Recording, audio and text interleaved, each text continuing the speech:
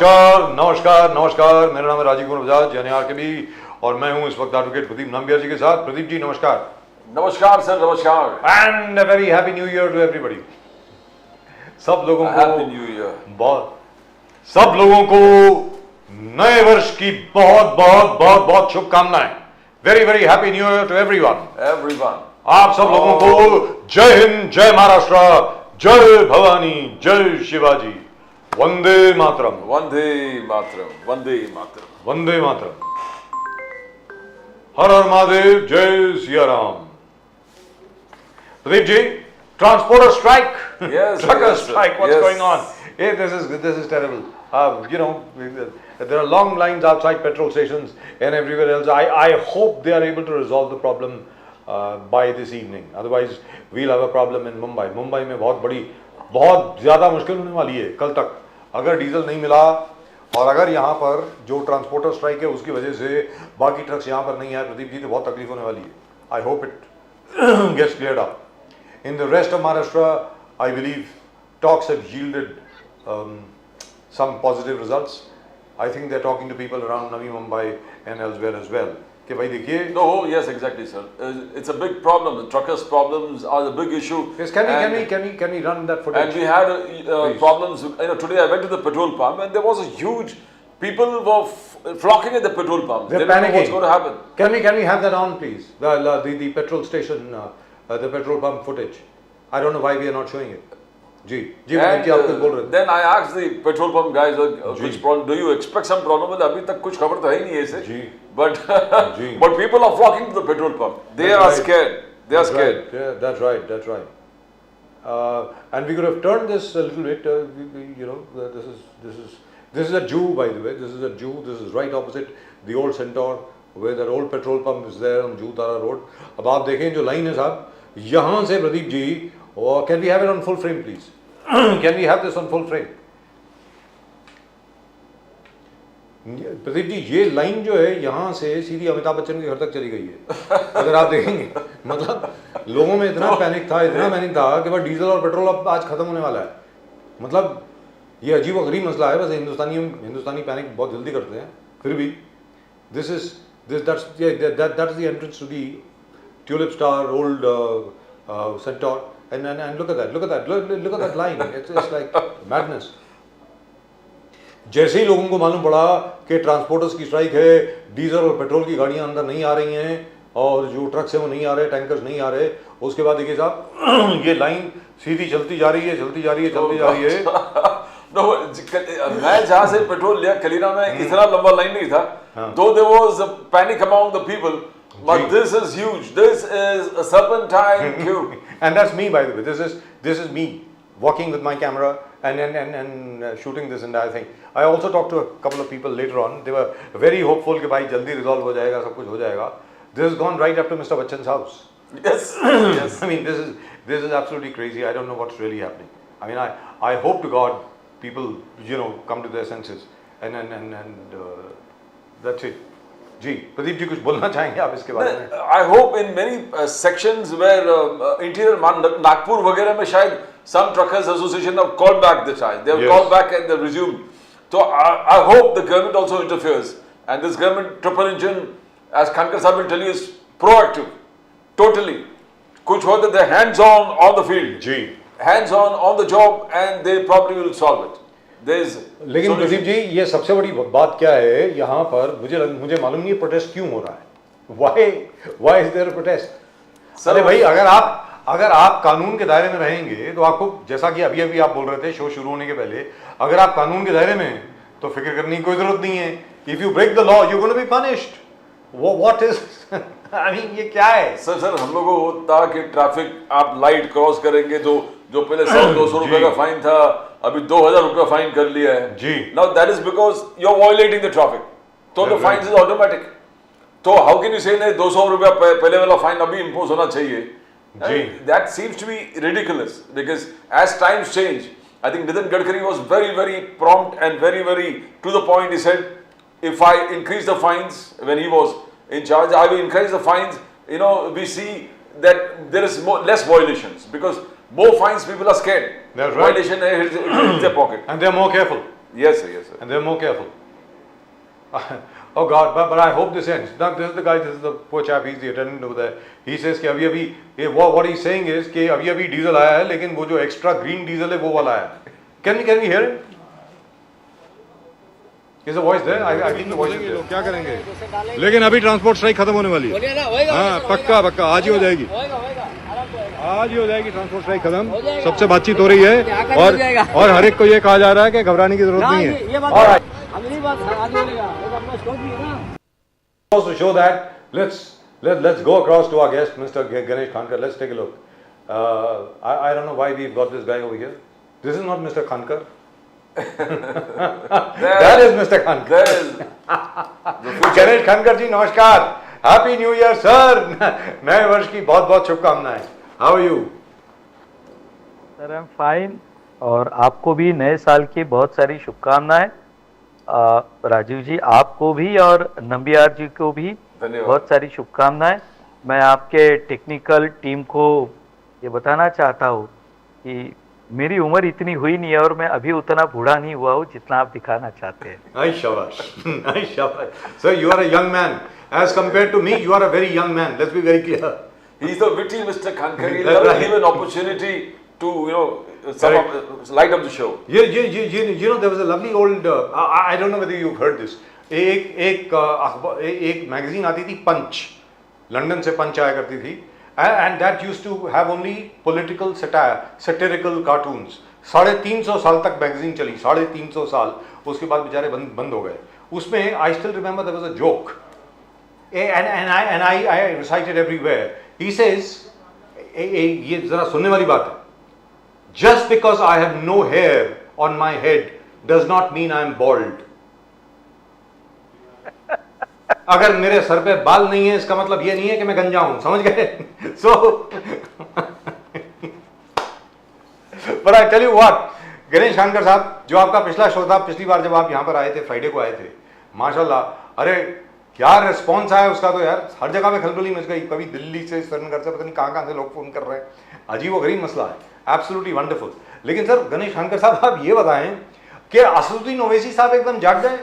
He is woken up suddenly. अभी तक सो रहे थे. मुझे लगता है आपको देख के जागे होंगे. नहीं ऐसा नहीं राजीव जी. ऐसा है कि मीडिया में कुछ दिन नहीं आने के बाद कुछ लोगों को नींद नहीं आती है, उन्हें खाना हजम नहीं होता.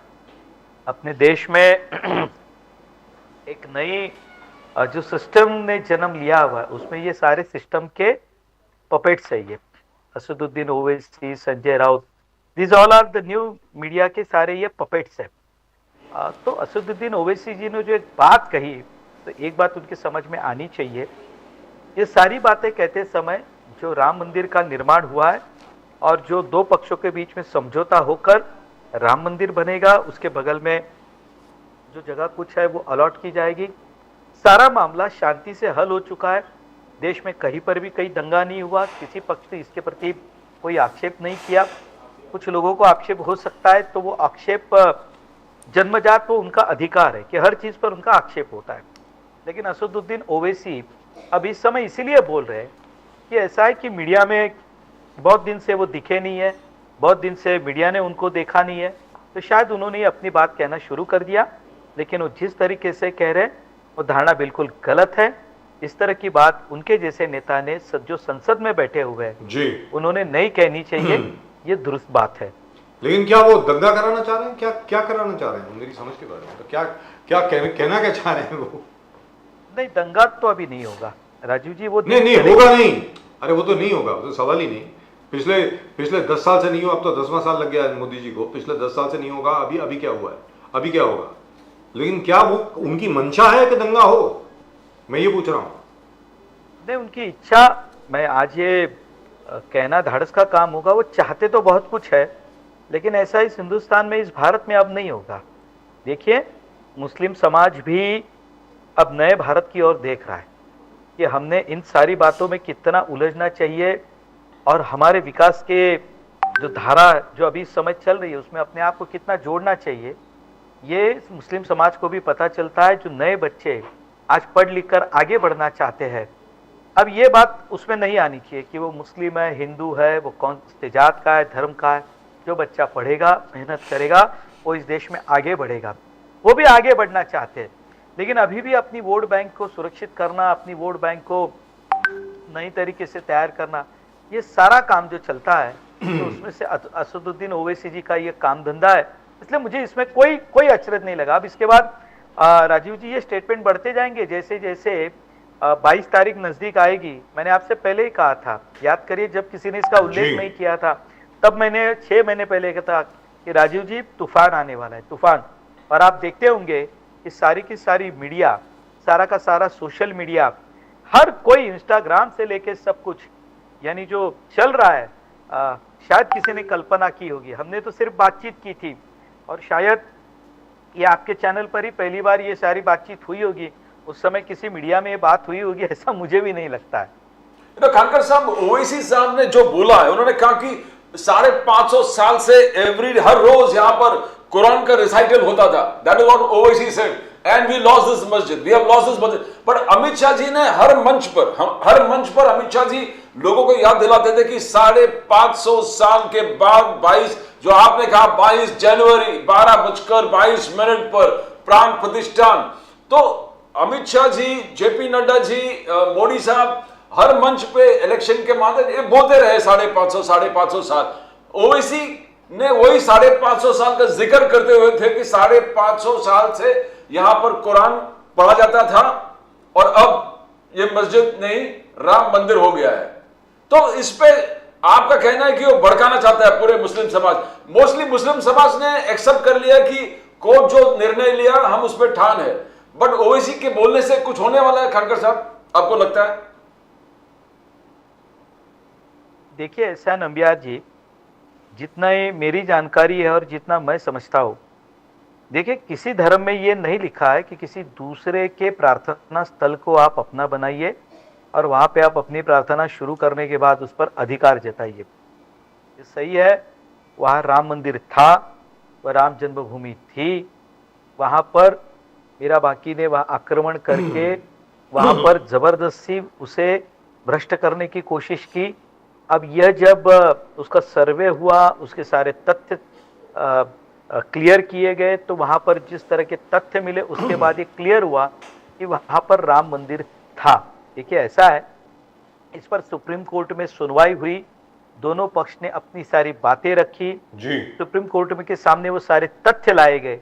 यहां तक तथ्य लाए गए कि शरयू नदी से कितने अंतर नाप के बाद भी वह राम जन्मभूमि है, इसका उल्लेख उस समय के सारे किताबों में, सारे वेदों में जो साहित्य है, और वो साहित्य आज का नहीं है, 300, 400, 500 साल पहले जो साहित्य बना है उसमें उसका उल्लेख था।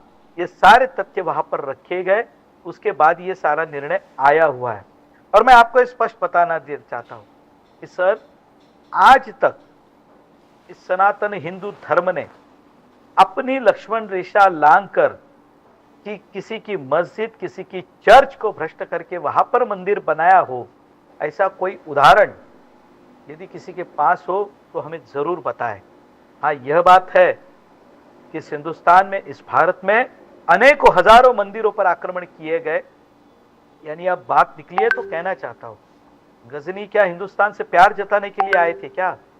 लोधी प्यार जताने के लिए आए थे क्या जी? या उसके बाद जो सारे बाबर के वंशज जो मुगल के नाम पे यहाँ पर आए, वो यहाँ पर किस लिए आए थे? काशी बनारस का विश्वनाथ जी का मंदिर जिस तरह से तोड़ा गया, मथुरा में जिस तरह से तोड़ा गया, सोमनाथ के मंदिर पर आक्रमण हुआ, ये सब क्या है? या असदुद्दीन ओवैसी इसके बारे में क्या कहेंगे? ये सारे प्यार के गुलदस्ते थे क्या जो हिंदू समाज को भेंट किए जा रहे थे? ऐसा है, इस मिट्टी की सुगंध कुछ अलग है और इस मिट्टी की सुगंध सहिष्णुता सिखाती है। बस इसका लाभ और इसका फायदा इतने वर्षों तक आक्रमणकारियों ने उठाया। इसलिए मैं अपनी बात पर फिर से आता हूं कि यह सनातन हिंदू धर्म यह हमें जरा भी नहीं सिखाता कि किसी दूसरे की मस्जिद या चर्च को हिंदुस्तान में परिवर्तित करो। यदि ऐसा कोई उदाहरण होगा तो आप हमें बताइए। नहीं होगा, मिलेगा ही नहीं। और सबसे बड़ी बात यहाँ पर यह है, काशी विश्वनाथ का जो मंदिर है वो जो तोड़ा गया, जब कन्नौज के राजा जयचंद को जब हराया कुतुबुद्दीन ऐबक और मोहम्मद गौरी की जॉइंट फोर्सेस ने, उसके बाद मोहम्मद घोरी के जो खुद के हिस्टोरियन हैं वो लिखते हैं कि 2500 से ज़्यादा ऊंट और बैलों की जोड़ियां इनकी ज़रूरत पड़ी वहां का जो खजाना था वापस घोर तक ले जाने के लिए। तो सबसे पहली बार जो काशी विश्वनाथ मंदिर जो ध्वस्त हुआ है वो मोहम्मद घोरी ने किया है। जी राजीव जी, ये सारे लोग जब हिंदू कुश पर्वत से जाते थे ना साहब, खैबर के रास्ते जी, तो वहां जाते समय ठंड से बचने के लिए हमारे ग्रंथों को लेकर जाते थे जो जलाते थे वहां पर साहब। जी, दुरुस्त बात। ये हमारा इतिहास कहता है। करेक्ट, हमारा इतिहास नहीं कहता है, उनका कहता है। सबसे बड़ी बात है उन्होंने रिकॉर्ड किया है ये। अरे गणेश खानकर जी, उन्होंने रिकॉर्ड किया है। Which is why by the way the meaning of Hindu Kush, let me tell you this, the Hindu Kush stands for killer of the Hindus. Hindu Kush का मतलब है हिंदुओं का कातिल, in case you want to know. जी गणेश खानकर जी बोलिए। बिल्कुल बिल्कुल सही है। यानी ये तो मैं सुनकर, जब मैं पहली बार मेरे पढ़ने में ये सारी बात आई कि यहाँ से जाते समय रास्ते में ये एक बड़ा उनका प्यारा काम होता था कि यहाँ पे जो सारे ग्रंथ, जो सारे वेदों के जो रचयिता होते थे वो सारा अपने घोड़ों पे ऊंटों पर लाद कर जाते जाते रास्ते में उसकी ऊब मिले, इसके लिए उसको जलाते जलाते जाते थे। ये इतिहास है साहब। करेक्ट, उसमें कोई दो राय नहीं, कोई दो राय नहीं है। और यही हाल हुआ है। देखिए साहब, काशी विश्वनाथ मंदिर जो है वो 4 या 5 बार तोड़ा गया। आखिरी बार तोड़ा गया औरंगजेब के ऑर्डर्स के बाद, और वो भी इसके बावजूद कि बादशाह अकबर ने अपने खजाने से जो नया वहां पे मंदिर बना था उसके लिए राजा टोडरमल और राजा बीरबल के कहने पर खजाने से वहां पे भेंट चढ़ाई। औरंगजेब के आने के बाद उसको दोबारा ध्वस्त कर दिया गया काशी विश्वनाथ को। जहां तक के कृष्ण जन्मभूमि का सवाल है सर, कृष्ण जन्मभूमि में तो कोई डिस्प्यूट ही नहीं है, वहां तो फरमान है, अवेलेबल है sir, it is in the national archives. Aurangzeb का फरमान है कि राजा मानसिंह द्वारा ये जो 4थी मंजिल का जो ये मंदिर बनाया गया इसको तोड़ा जाए, उसकी जगह पर ईदगाह बनाया जाए। He has said so very clearly, the emperor Aurangzeb himself, it's his own signature. तो मेरा ये कहना है कि अभी इस तरीके से बात करना मुझे नहीं लगता ठीक है। जहां पर यूनिटी की बात हो रही है, एकता की बात हो रही है, और तो और छोड़िए, मुस्लिम समाज जो है अयोध्या के आसपास का जितने भी है वो सब लोग शरीक हो रहे हैं इस राम मंदिर के उद्घाटन में। आप जान करके लोगों में जहर फैलाने की कोशिश कर रहे हैं गणेश खानकर साहब। नहीं, ये तो मैंने कहा ना कि राजीव जी देखिए, जब विकास आता है जी तो विकास आपसे पूछ कर नहीं आता कि आप कौन से जाति धर्म के हो, ये सभी को उसका फायदा होता है। अब देखिए, जो अयोध्या में रहते हैं वे हिंदू हो, मुस्लिम हो, किसी जाति धर्म के हो, अयोध्या अब ये पूरे हिंदुस्तान में सबसे बड़ा तीर्थस्थल बनने जा रहा है। अब वहां जाने के बाद जो सेवा देंगे, सब जो वहां पर टैक्सी ड्राइवर्स होंगे या वहां पर जो होटल मैनेजमेंट का काम करेंगे, सब वहां आने के बाद क्या लोग आपसे पूछेंगे आप हिंदू हो या मुस्लिम हो तो ही हम आपकी गाड़ी में बैठेंगे, तो ही हम आपके होटल में आएंगे? ऐसा नहीं होता है सर। जो सारे मन से श्रद्धा करते हैं, सेवा करते हैं, वो उसी के हो जाते हैं ना साहब, वो उसी के हो जाते हैं। कैसे हम कह सकते हैं? खानकर साहब, मोदी, प्राइम मिनिस्टर मोदी जब अयोध्या गए, श्री राम नगरी अयोध्या, सिर्फ राम मंदिर नहीं है, उन्होंने अपने जो स्कीम है उज्ज्वला स्कीम का 10th करोड़ जो मेंबर थे, मीरा मानसी जिनको उज्ज्वला स्कीम का बेनिफिट मिला है, वो गरीब घर में गए थे। वो गरीब घर में जाके प्राइम मिनिस्टर मोदी ने पूछा कि आपने क्या बनाया है, तो बोले कि चाय और उस चीज का बदला लिया। यह है कि जब राहुल गांधी जी का डायरेक्ट आरोप है प्राइम मिनिस्टर मोदी पे कि प्राइम मिनिस्टर लोगों से मिलते नहीं है, प्राइम मिनिस्टर लोगों से कॉन्फ्रेंस नहीं करते, कम्युनिकेट नहीं करते, 2 वे कम्युनिकेशन होता नहीं है। यह राहुल गांधी जी का चार्ज है। ये हार्वर्ड यूनिवर्सिटी के स्टूडेंट्स के माध्यम से जब बात कर रहे थे, उन्होंने कहा कि हमारे लीडर्स आजकल कम्युनिकेट 2 वे नहीं करते। तो आप इन दोनों को कैसे देखते हो? एक प्राइम मिनिस्टर मोदी जी का और दूसरा राहुल गांधी का आरोप कि 2 वे कम्युनिकेशन नहीं है। खानकर साहब देखिए, ऐसा है कि नंबियार जी, मैं इसको 2 माध्यमों से देखता हूं। एक तो प्रधानमंत्री जी लाभार्थी के घर पे गए, ये लाभार्थी को भी मैंने वो पढ़ा है, उस लाभार्थी को भी ये शायद सपने जैसा लगा होगा कि देश के प्रधानमंत्री मेरे घर आएंगे और मेरे घर आने के बाद में मुझसे बात करेंगे, मेरे यहाँ पर चाय पिएंगे। वो जो है ना कहावत, अब राहुल गांधी जी से कोई टू वे बात नहीं करता है, उसके पार्टी के ही लोग नहीं मिल पाते, इसमें अब ये उनकी दिक्कत हो सकती है। लेकिन उसके बाद में जो दूसरा विषय मुझे जो लगता है जो इसके साथ जरूरी ये है साहब कि देखिए इस देश में आम व्यक्ति जो छोटे से छोटे तबके में है और जिसे हम समाज की मुख्य धारा में लाना चाहते हैं, जो पंडित दीनदयाल उपाध्याय जी ने भारतीय जनसंघ के समय हमारे सारे कार्यकर्ताओं को जो उस समय सिखाया था कि अंत्योदय का मतलब क्या है। अंत्योदय का मतलब यही है कि समाज के छोटे से छोटे व्यक्ति तक समाज सरकार की योजनाओं का लाभ पहुंचे और वो योजनाओं का लाभ लेकर आपके बगल में आकर बैठे। यही तो सरकार है साहब, इसीलिए तो सरकार चलानी, इसीलिए तो सत्ता चलानी है। ये उदाहरण देखने के बाद मांझी परिवार का और भी लोगों को ये लगेगा कि हाँ सरकारी योजनाओं का हमने लाभ लेना चाहिए। देखिए जिस परिवार में वो बैठे थे उस परिवार के घर में गैस, उसको पक्का मकान मिलना, ये सारी जो बातें हैं ना साहब, ये छोटे से छोटे तबके के व्यक्ति को सरकार के प्रति अपने जागरूकता बढ़ाने में काम देती है। बस हम यही तो चाहते हैं। ये विकसित भारत का सपना लेकर जो मोदी जी काम कर रहे हैं कि 2047 में हम विकसनशील भारत नहीं, हम विकसित भारत के रूप में दुनिया के सामने जाना चाहते हैं। हम तीसरी सबसे बड़ी अर्थव्यवस्था बनने की तैयारी में है। उस समय इस समाज के छोटे से छोटे तबके के व्यक्ति को भी अपना घर, अपना मकान, उसके घर में पानी, वो सारी योजनाएं उसे मिले, किसी के घर में चूल्हा ना फूका जाए। ये जो सारे सपने लेकर हम काम कर रहे हैं ना, हम उस दिशा में काम कर रहे हैं। लेकिन इसका मतलब ये हुआ, गणेश खानकर साहब, सॉरी आपको इंटरप्ट कर रहा हूं, इसका मतलब ये हुआ कि यदि ये लोग इसी तरीके से बात करते रहे, जैसे अभी अखिलेश यादव जी की कोई स्टेटमेंट आई है, बड़ी अजीब गरीब स्टेटमेंट है, क्यों उन्होंने ऐसी स्टेटमेंट दी है मुझे मालूम नहीं है। उसके पहले स्टालिन साहब ने जो बोला है, उनके बेटे साहबजादे ने जो बोला है, वो तो आपको मालूम ही है। सीताराम येचुरी साहब, इसके बावजूद कि उनका नाम सीताराम है, उनके नाम में सीताराम है साहब, वो ऐसी बात कर रहे हैं। तो कहने का मतलब ये हुआ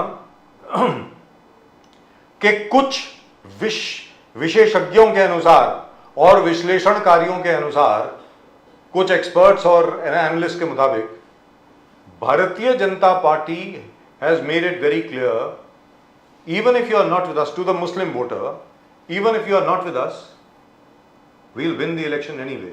Now you have to decide whether you want to come with us or not. कहने का मतलब ये हुआ कि आज हमें मुस्लिम वोटों की जरूरत नहीं है। अगर आप भारत के साथ हैं तो आप हमारे साथ हैं, सीधी सादी बात है। अगर आपको आना हो तो आ जाइए। 86% हिंदू हैं साहब इस देश में। इस तरीके की बातें करके असदुद्दीन ओवैसी साहब, सीताराम येचुरी साहब, कार्ति चिदम्बरम साहब, वो जो भी नाम है उनका, प्रतीक खड़गे साहब, स्टालिन जूनियर साहब, ये सब बातें करके, अखिलेश यादव साहब, ये सब बातें करके मुझको तो ऐसा लग रहा है कि 450 सीटें पक्की हैं। मतलब very frankly speaking, even in the south there is every possibility that for the first time the BJP might actually win at least 2 seats in Kerala. And by the way, this is for our viewers, remember you heard it here. Remember you heard it right here on Nation Now on this show first. There is every possibility that the BJP might actually win 2 seats, 2 parliamentary seats in Kerala this time. Ganesh Khankar sir. Rajiv ji, ऐसा है कि अब वही है, हम में तो कोई बदलाव नहीं आया है जी। जब हमने मुस्लिम तुष्टीकरण की जब बात की जी, आपको याद होगा कि राजीव गांधी जी ने सुप्रीम कोर्ट के विषय को, शाहबानो के केस में विशेष कानून बनाकर उन्होंने इस निर्णय को उन्होंने बदलवा दिया था। करेक्ट। ठीक है, बरा हम तभी से उसी पर है ना। राम मंदिर के भी ताले उन्होंने खोले थे, लेकिन उन्होंने अपनी भूमिका पर वो कायम नहीं रहे। इस देश में मुस्लिम तुष्टीकरण का जो दौर चला है हमारी आजादी के बाद में, यानी आपको याद होगा मैंने आपके चैनल पर ही एक बार मैंने मोपला बंड के बारे में जो कहा था जी, कि तब से ये डर फैलाकर इस देश की राजनीति में एक अपना अस्तित्व बनाने की जो बार बार कोशिश होती है ना सर, वो समझा दीजिए ना। आज के दर्शकों को समझ में नहीं आएगा किसकी बात कर रहे हैं। वो जो मोपला दंगे हुए थे केरला में, गांधी जी ने ही कहा था इसके बारे में रिपोर्टिंग मत करो सर। सर ऐसा है, and that's official bye the वे। ये कोई मैं व्हाट्सएप यूनिवर्सिटी में पढ़ के नहीं आया हूं, गांधी जी ने खुद कहा है। जी बोलिए सर। ऐसा है राजीव जी की बहुत सारी बातें फिर यहाँ पर होगी, यानी होनी चाहिए सर। गांधी जी नौखाली में गए थे जी, नौखाली में गए। नौखाली की हम बात करते हैं कि नौखाली जल रहा था और बापू वहां पर चल रहे थे। आज गांधी जी हमारे सामने विषय नहीं है, लेकिन जब ये देश में लकीर खींची गई और जिस तरह से सीमा पर रहने वाले पंजाब के हमारे सिख भाइयों के साथ जो उस समय हुआ, लाहौर में हुआ, पेशावर में हुआ, क्वेटा में हुआ, कराची में हुआ, सियालकोट सारे में हुआ। हमारे लश्कर भागते जी, वहां पर जो हमारे सिख भाई जो थे, अपनी पुराने पुश्तैनी जमीन, हमारी जायदाद छोड़कर जिस तरह से उन्हें वहां से आना पड़ा, ये बहुत दर्दनाक इतिहास है। जी। मुझे लगता है कि हम जितनी उसके बारे में बात करेंगे उतनी ठेच ज्यादा से ज्यादा हमें पहुंचेगी। राजीव जी, इस देश का एक इतिहास का एक पन्ना ऐसा भी है ना कि धीरे धीरे अब वो खुलता जाएगा। इसके बाद लोग सर इतिहास एक के बात बारे तो में आप लोग नहीं खुलकर करते, चर्चा प्रारंभ करेंगे। मुझे ऑब्जेक्शन है सर आपसे, भारतीय जनता पार्टी से मुझे बहुत बड़ी ऑब्जेक्शन है sir. Sir Claude Auchinleck was the commander in chief of all Indian armed forces at that time. Sir Claude Auchinleck. Mountbatten Saab was still the viceroy, and after that he had handed over charge. He became Governor General. Pandit Nehru was the Prime Minister. Sir Claude Auchinleck approached Pandit Nehru and told him, "You want an end to the violence?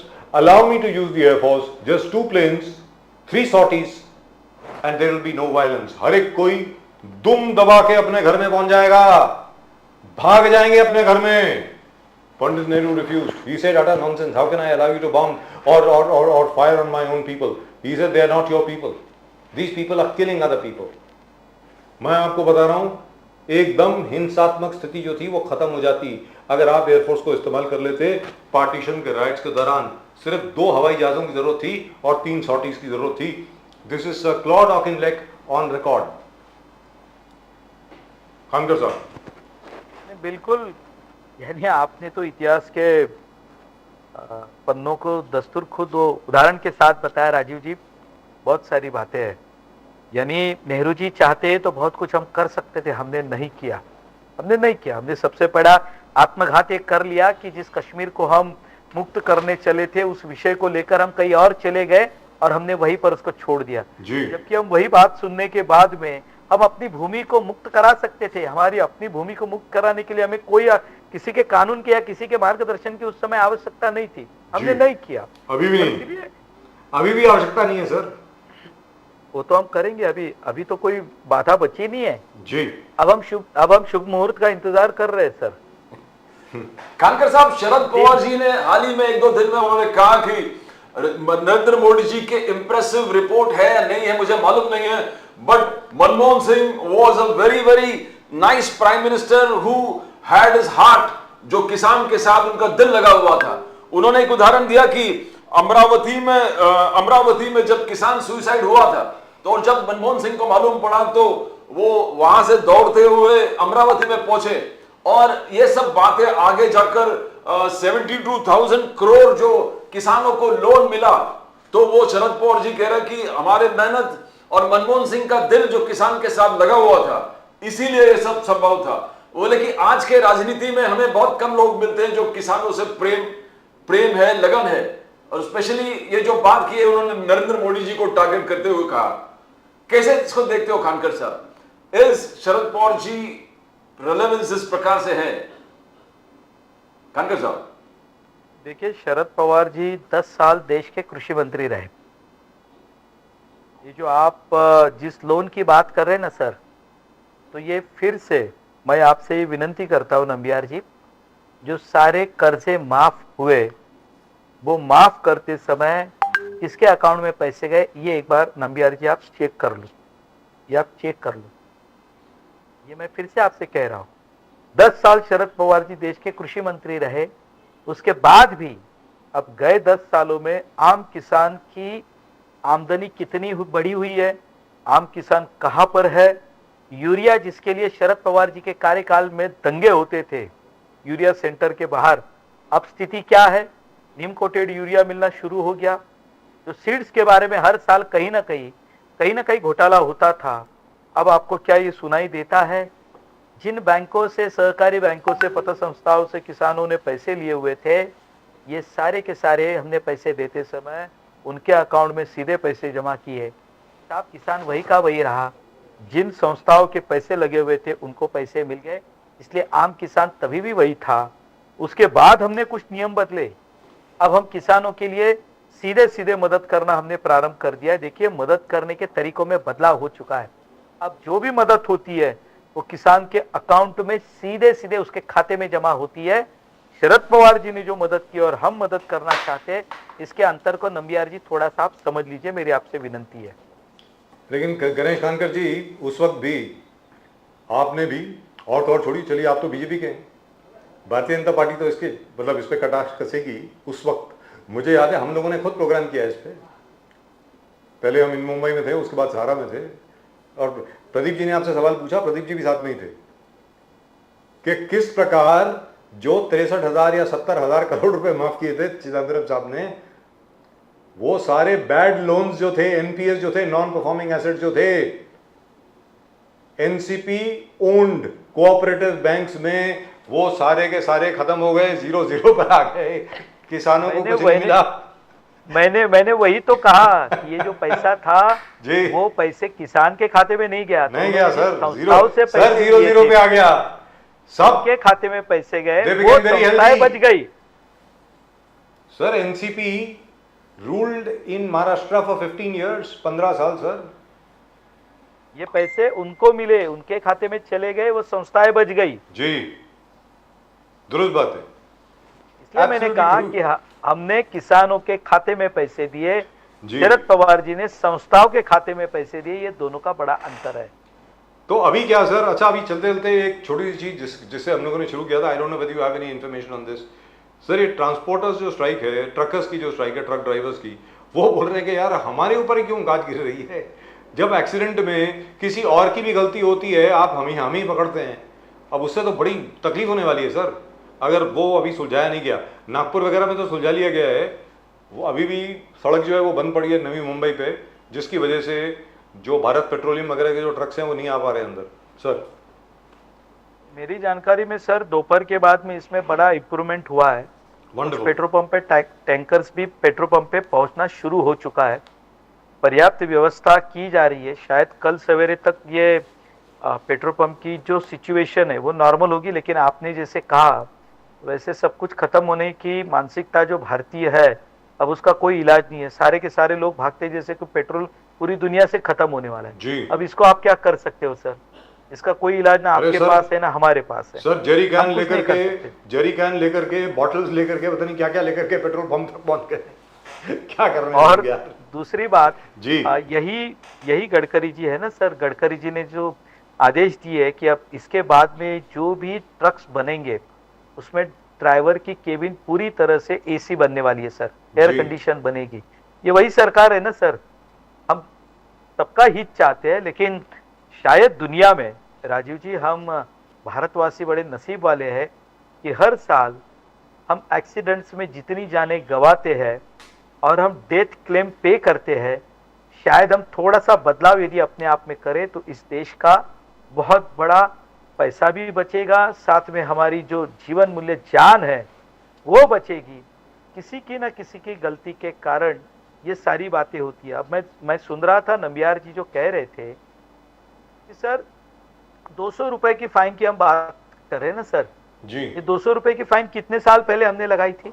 जी। धड़ल्ले से बच्चे रास्ता cross कर रहे हैं, कुछ बुजुर्ग रास्ता क्रॉस कर रहे हैं और कुछ लोग सिग्नल तोड़कर आगे चले जाते हैं, कुछ लोग रॉन्ग वे से आते हैं, कुछ लोग कहाँ रुकना है ओवर स्पीड से हम चले जाते हैं। भाई आपके लिए तो ये हो सकता है, लेकिन किसी की जान पर ये बीतता है, कोई जीवन भर के लिए अपाहिज होता है, क्या हम उसकी भरपाई कर सकते हैं सर?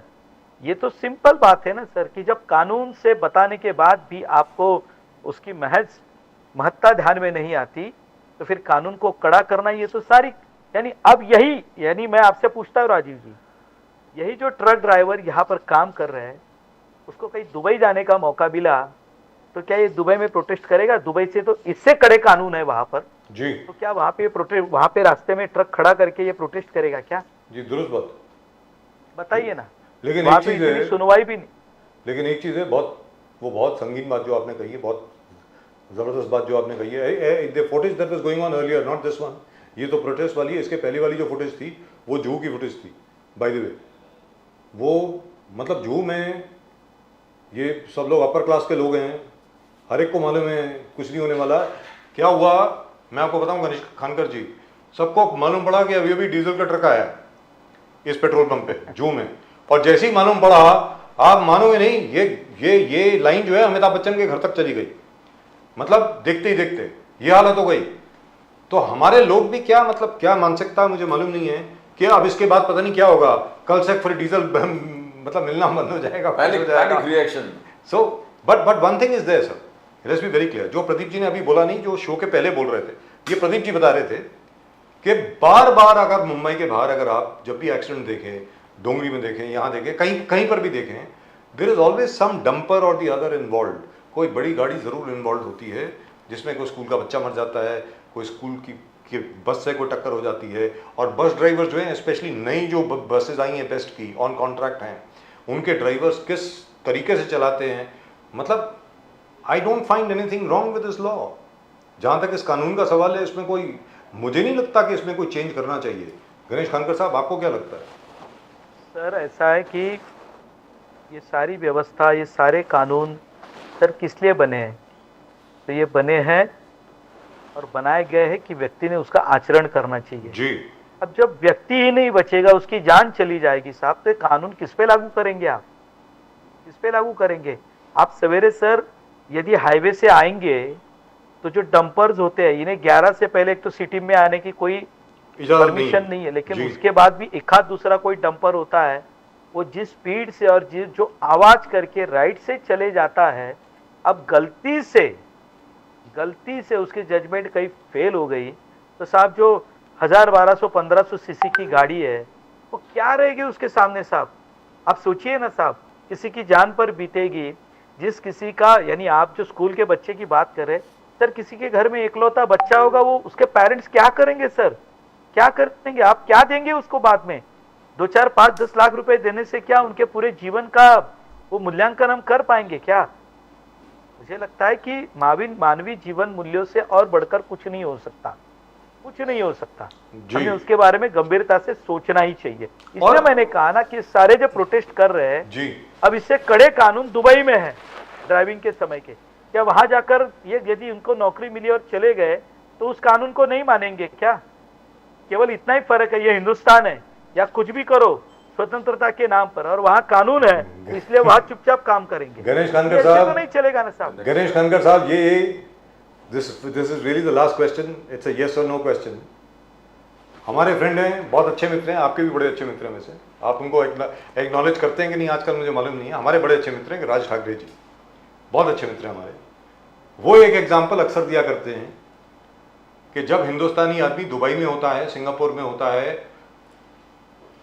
कोलालंपुर में होता है, तो हर कानून व्यवस्था की देखभाल करते हुए उसको ओबे करता है, मानता है। हिंदुस्तान में जैसी आता है, पहला काम उसका होता है, वो आजकल तो खैर एरो ब्रिज है, वो जो स्टेयरवेल लगी होती है ना एयरक्राफ्ट के साथ, जैसी नीचे पहुंचता है सबसे पहला काम करता है, पान की पीक जो है वो रनवे के ऊपर फेंकता है, थूकता है। ये दुबई में क्यों नहीं करता है? दुबई में इसलिए नहीं करता है कि 1 हफ्ते की जेल होगी और ना जाने कितने दिनार उसको देने पड़ेंगे उसमें फाइन में। तो वही कानून यहाँ पर भी होना चाहिए, हम तो मान करके चलते हैं। ऐसा होना चाहिए यहाँ पे कि नहीं गणेश खानकर साहब? देखिए, कानून होना चाहिए, कानून के ऊपर कोई नहीं है, लेकिन ये जो उन्होंने जो उदाहरण कहा है, देखिए वहां पर इसका पालन होता भी है। और दूसरी बात, ये हिंदुस्तानी व्यक्ति इसलिए करता है कि उसे पता भी है ना कि इससे छुटकारा मिलने वाला है, और वहां के लोगों को उसकी आदत है। इसलिए मैंने कहा हम ऐसी मानसिकता में और ऐसे जनतंत्र में जीते हैं कि जहाँ कुछ भी कहने की हमें मोहलत है, सिर्फ इतनी मोहलत है कि वो हमारे बारे में न कहे। और हमने खानकर साहब, हम लोग भी आंदोलन करे, वो पुराना 200 रुपया फाइन लाइए, आप 2000 रुपया क्यों डालते जी? हम भी आंदोलन करते हैं, फिर हम भी स्ट्राइक करते हैं, बीकेसी के आसपास रोड ब्लॉक कर देते हैं सर। 200 रुपया के 200 रुपया वापस लाओ, 2000 रुपया क्यों फाइन मारे? Right, thank you so much sir.